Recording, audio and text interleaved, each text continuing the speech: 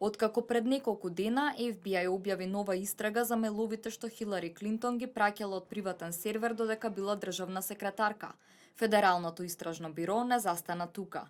Сега објави архиви стари 17 години што содржа документи за одамна затворена истрага за тоа како нејзиниот сопруг Бил Клинтон како председател го помилувал Марк Рич, осуден финансиер во 1983 година. Поддржувачите на Хилари Клинтон беа гневни, откако директорот на FBI Джеймс Коми го оживеа духот на нејзиниот имейл скандал во последните денови од председателската трка. Дел од аналитичарите сметаат дека FBI со ова дава селективен пристап и ваквиот потег непосредно пред избори завршува во корист на Доналд Трамп и неговата кампања. Хилари сепак искоментира дека FBI итно треба да одговори на овие прашања. Се наоѓаме неколку дена пред можеби најважните избори во нашите животи. Важно е бирото да ги објасни овие прашања какви и да се, без никакво одложување.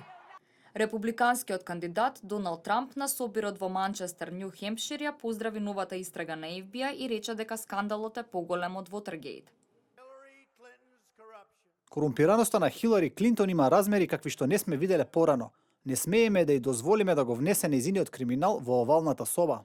Според анкетите и покрај истрагите на FBI, Хилари Клинтон се уште забележува предност пред Доналд Трамп.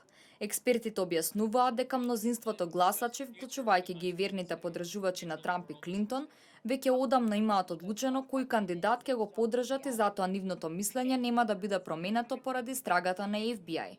Покрај тоа, според анализата на CNN, на предвременото гласање околу 18 милиони американци веќе ги дале своите гласови, пред да биде објавено во јавноста за истрагата на FBI. И познавачите на состојбите од земјава, селективниот пристап на објавување истраги од страна на FBI во САД го поврзаа со работата на СЈО на домашната политичка сцена.